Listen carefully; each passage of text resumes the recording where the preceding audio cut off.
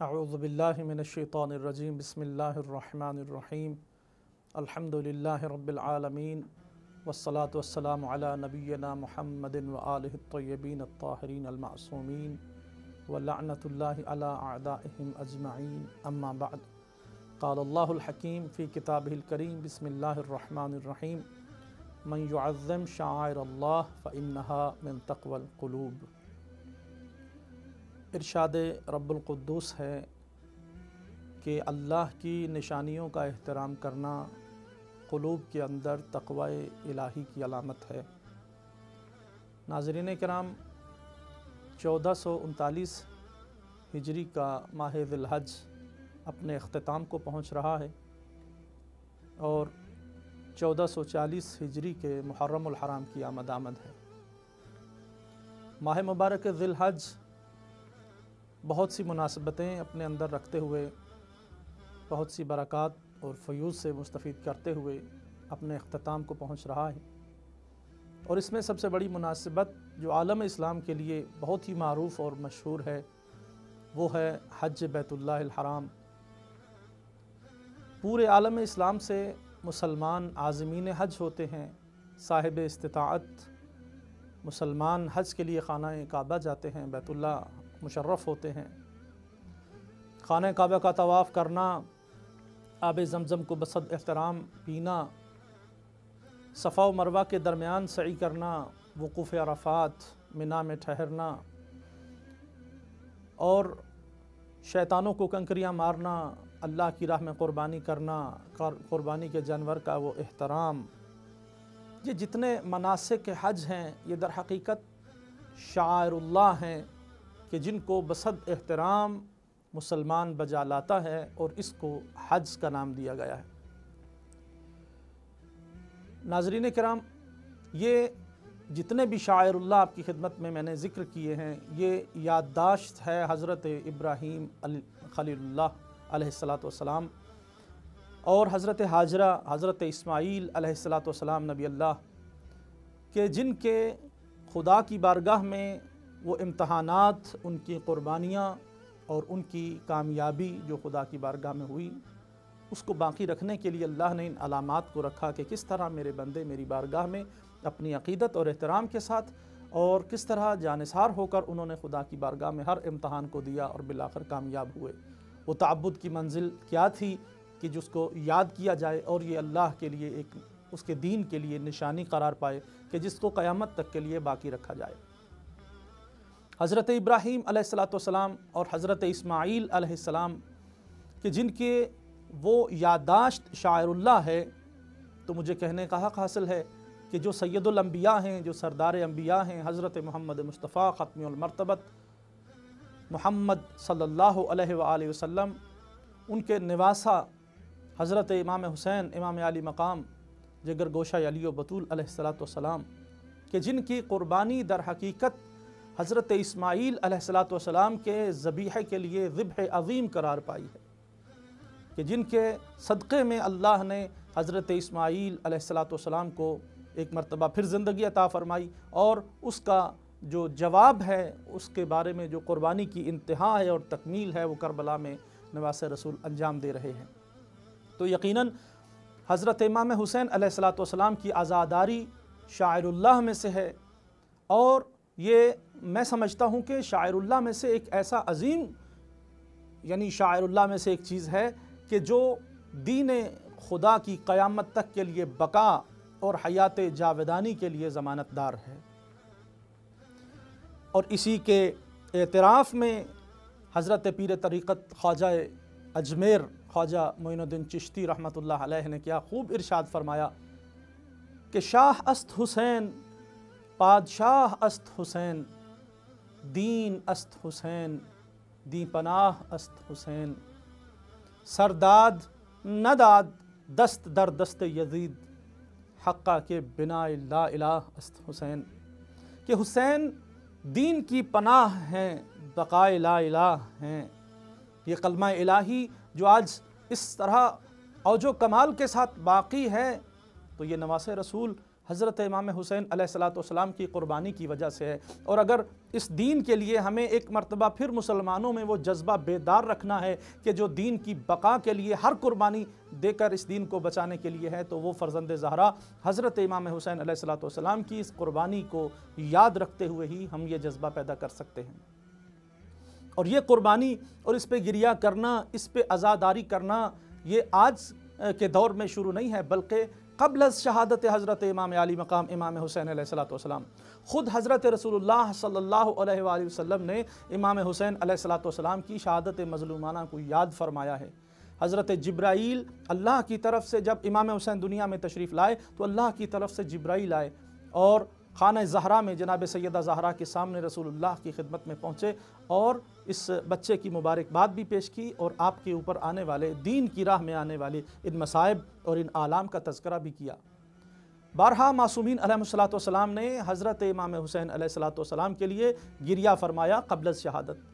اور بعد شہادت جتنے معصومین تشریف لائے انہوں نے باقاعدہ امام حسین علیہ السلام کی عزاداری کا انعقاد فرمایا اور عاشور کی اہمیت کو بہت سی روایات میں بیان فرمایا۔ ہر امام سے تقریباً عاشور کے لیے بہت سے پیغامات موجود ہیں کہ اس کو عقیدت و احترام کے ساتھ اور بڑے ہی اہتمام کے ساتھ منایا جائے۔ عاشور کے دن کے کاروبار کو اور دنیا داری کے امور کو حرام قرار دیا ہے کہ اس دن کمائی کرنا، کسب معاش کرنا حرام ہے، اور اس دن کو ائمہ معصومین اپنے لیے ایک سوگ کا دن قرار دیتے تھے اور ہمیں بھی تمام مسلمانوں کو نواس رسول کا غم منانے کی ترغیب دیتے تھے۔ امام حسین علیہ السلام کی شہادت عظمیٰ کے بعد ائمہ معصومین علیہ السلام نے اس انداز میں گریہ و بکا اور عزاداری کو باقی رکھا کہ حضرت امام صادق آل محمد علیہ السلام کے دور میں مدینہ کے لوگ یہ روایت کرتے ہیں کہ ہمیں یکم محرم الحرام کی تاریخ پتہ کرنے کے لیے چاند کو دیکھنے کی ضرورت نہیں پڑتی تھی، بلکہ جس رات میں امام صادق آل محمد کے گھر سے گریہ و بکا کی صدائیں بلند ہوتی تھیں ہمیں پتہ چل جاتا تھا کہ آج یکم محرم ہو گئی ہے، آج امام حسین علیہ السلام کا غم تازہ ہو گیا ہے، اہل بیت کے گھر میں صف ماتم بچھ گئی ہے۔ امام حسین علیہ السلام کے غم میں کالا لباس پہننا اور ماتم، نوحہ، عزاداری، جلوس عزاداری اور کربلا کی طرف منسوب وہ چیزیں ان کی تشبیہات بنانا نہ فقط کہ یہ جائز ہے بلکہ یہ عزاداری مظلوم کربلا کا ایک اہم رکن ہے کہ جس کی وجہ سے امام علیہ السلام کے ساتھ ہمارا تعلق اور بھی زیادہ مضبوط ہوتا ہے اور ہمارے اندر ہمارے دل کی کیفیت میں اور زیادہ اضافہ ہوتا ہے اور غم اور زیادہ بڑھتا ہے کہ جب ہم علم عباس کی یاد میں شبی بناتے ہیں تو ہمیں وہ حضرت امام حسین علیہ السلام کا کڑیل جوان ہماری آنکھوں کے سامنے کہ جو اپنے بازو کٹا کے کربلا کی ریت پہ تڑپ رہا ہے وہ دکھائی دیتا ہے۔ جب ہم جھولے کو اٹھا کے چلتے ہیں تو ان ماؤں کو یہ درس دیتے ہیں کہ کس طرح جناب رباب کی گود سے 6 ماہ حضرت علی اصغر دنیا سے چلے گئے اور کس طرح انہوں نے دین اسلام کے لیے قربانی پیش کی۔ جس طرح ہم ذوالجناح کو لے کر کے چلتے ہیں اس کی شبیہ بنا کر تو دنیا کو ہم دکھاتے ہیں کہ نواس رسول کس طرح سے اس دنیا سے مظلومانہ شہادت کے ساتھ گئے اور ایک جانور گھوڑے نے ان کے ساتھ کس قدر وفا کی اور مسلمانوں نے ان کے ساتھ کیا ظلم کیا، اور یہ سب دین کی بقا کے لیے تھا، اسلام کے لیے تھا۔ یہ سب کرنا، غم کو تازہ رکھنا، امام حسین کی یاد کو تازہ رکھنا، یہ اسلام کی بقا کے لیے بہت ضروری ہے۔ لیکن یہاں میں یہ بات ایک ضرور کہنا چاہوں گا تمام عزاداران مظلوم کربلا سے، سب سے پہلے میری دعا ہے کہ خلاق کائنات یہ عزاداری ہم سے قبول فرمائے، امام زمان علیہ السلام جو صف عزا کے وارث ہیں وہ ہم سے راضی و خوشنود ہوں اور ہمیں قافلہ حضرت امام صاحب الزمان میں مل کر عزاداری کا جو شرف حاصل ہو۔ لیکن یہ بات یاد رہے کہ یہ عزاداری، یہ تعزیے، یہ جلوس، یہ شبیہات، یہ ماتم داریاں رسم بن کے نہ رہ جائے، ایک بے مقصد رسم نہ ہو، اس کی روح زندہ ہو۔ ایسا نہ ہو کہ کالا لباس ہو لیکن اس کے اندر روح موجود نہ ہو۔ عزا کی روح مقصد عزاداری ہے، بے مقصد۔ کیا ہم سوچ سکتے ہیں کہ رسول اللہ قبل از شہادت بے مقصد امام حسین پہ گریہ کر رہے ہیں اور باقی معصومین جو امام حسین کا ماتم شب و روز کر رہے ہیں کیا وہ بے مقصد امام حسین پہ روئے چلے جا رہے ہیں؟ نہیں، امام حسین علیہ السلام کے اوپر عزاداری اور گریہ بکا کا عظیم مقصد ہے، اور وہ مقصد ہم لوگ طے نہیں کریں گے بلکہ وہ مقصد بھی امام حسین علیہ السلام نے خود ہی بیان فرمایا کہ جو قیام امام حسین علیہ السلام کا مقصد ہے وہی عزاداری مظلوم کربلا کا مقصد ہونا چاہیے۔ اور وہ کیا ہے امام حسین علیہ السلام نے اپنے قیام کا مقصد خود ارشاد فرمایا کہ انی لم اخرج عاشرا ولا بطرا ولا ظالما ولا مفسدا انما خرجت لطلب الاصلاح فی امت جدی وان آمر بالمعروف وانہا عن المنکر واسیر سیرت جدی و ابی، کہ میں ظلم کے لیے، استبداد کے لیے، فساد کے لیے، دوسروں کو نیچا دکھانے کے لیے، اپنے آپ کو بڑا بنانے کے لیے میں خروج نہیں کر رہا ہوں۔ بھلا زینب و کلثوم جیسی بہنوں کو ساتھ لے کر کوئی ظالمانہ قیام کرتا ہے، کوئی تخت و تاج کے لیے قیام کرتا ہے؟ وہ تو دین کی بقا کے لیے اپنا گھر لے کر کے چلے، اور اپنے گھر بار چھوڑ کر جب چلے، اور اپنے کربلا میں آ کے عزیز و اقارب کو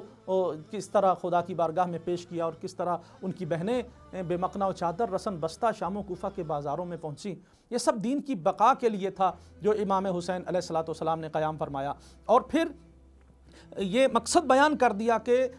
حضرت محمد مصطفیٰ صلی اللہ علیہ وآلہ وسلم کی امت کی اصلاح، یہ قیام حضرت امام حسین علیہ السلام کا اس پہ فوکس کرتا ہے، اور ہماری عزاداری بھی اصلاح امت کے لیے ہونی چاہیے، اس میں اصلاح کا پیغام ہونا چاہیے، اس میں اصلاح کی باتیں ہونی چاہیے۔ اور ساتھ ساتھ ایک اور جو فرمان ہے امام علیہ السلام کا کہ جب مدینہ سے خارج ہوتے وقت ولید پلید کے دربار میں جو امام علیہ السلام نے خطبہ دیا کہ اِنَّا اہل بیت النبوہ و معدن الرسالہ و مختلف الملائکہ و محل الرحمہ، ہم ہیں کہ جو اہل بیت نبوت ہیں، ہم معدن رسالت ہیں، ہم رسالت کی کان ہیں، ہم وہ ہیں کہ جہاں پہ ملائکہ کا نزول ہوتا ہے، ہم وہ ہیں کہ جو اللہ کی رحمت کا محل و مقام ہیں۔ اور ہمارے مقابلے میں یزید کو کھڑا کرتے ہو، یزید رجل فاسق معلن بالفسق قاتل النفس المحترمہ شارب الخمر، وہ ایسا ہے کہ جو علی الاعلان فعل حرام کرتا ہے، محترم نفوس کو قتل کرتا ہے، شراب دن رات پیتا ہے، ایسے شخص کے ساتھ مجھے مقابلے میں کھڑا کرتے ہو۔ اور فرمایا مثلی لا یبایع مثلا، میں اعلان کر کے جا رہا ہوں کہ میرے جیسا کبھی اس جیسے کی بیعت نہیں کرے گا۔ یہ بیعت کیا ہے؟ یہ بیعت ہاتھ پہ ہاتھ رکھ دینے کا نام نہیں ہے، بلکہ اپنے سارے امور کو اس دوسرے کے سپرد کر دینا، اپنی جان کو اس کے سپرد کر دینا، اپنے آپ کو اس کے سر تسلیم خم کر دینا، اور ہر بات جو ادھر سے آئے اس کو قبول کرنا اور اس پہ عمل کرنا۔ امام حسین علیہ السلام گویا کہ اپنے عزاداروں اور چاہنے والوں ماتمیوں کو ایک پیغام دے کے جا رہے ہیں، ان کے راہ ان کے لیے متعین کر کے جا رہے ہیں کہ خبردار اگر میرے ماتمی ہو تو تمہارا ہاتھ کسی ایسے کے ہاتھ میں نہ ہو۔ امام اپنے کوئی ہے جو امام فرماتے ہیں مثلی لا یبایع مثلا، میرے جیسا اس جیسے کی بیعت نہیں کرے گا۔ کون ہے جو دعویٰ کرے میں حسین جیسا ہوں؟ کوئی حسین جیسا نہیں ہو سکتا، لیکن پھر بھی امام حسین فرما رہے ہیں کہ مثلی، گویا کہ امام علیہ السلام اپنے چاہنے والوں کو، اپنے عزاداروں کو، اپنے حبداروں کو، اور اپنی سیرت پہ عمل کرنے والوں کو، اور اپنے نانا کے کلمہ پڑھنے والوں کو اپنے جیسا قرار دے رہے ہیں۔ خود یہ امام حسین کی طرف سے ہمیں اعزاز ہے، ہم جو ماتمی ہیں امام حسین کے، ہم جو عزادار ہیں مظلوم کربلا کے، ہم جو فرزند زہرا پہ کے مظلومیت پہ ماتم کرنے والے ہیں، ہمیں امام علیہ السلام پیغام دے کے جا رہے ہیں کہ تم میرے جیسے ہو، یعنی میرا کردار اپناؤ، میری سیرت اپناؤ، تم میرے جیسے ہو، اور خبردار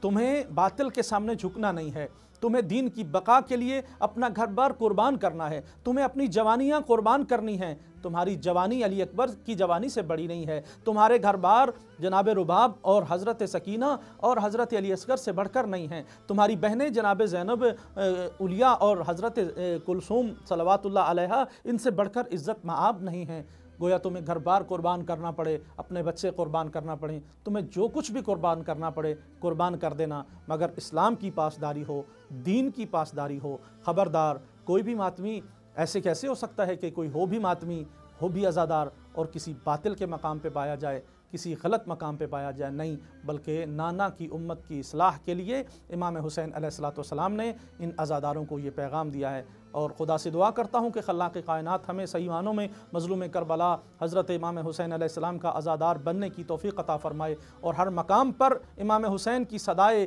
حلم ناصر پر لبیک کہتے ہوئے ہر مقام پر جہاں بھی کوئی وقت کا یزید اپنا سر اٹھائے اور اسلام کو نقصان پہنچانے لگے، ہم لبیک یا حسین کی صدا کے ساتھ اس کے سامنے کھڑے ہو جائیں، اور اپنے وقت کے حسین، وقت کے امام کو یاد کرتے ہوئے اور ان سے نصرت طلب کرتے ہوئے ہم کربلا بپا کر کے اپنی جانوں کو قربان کر دیں۔ والسلام علیکم ورحمۃ اللہ وبرکاتہ۔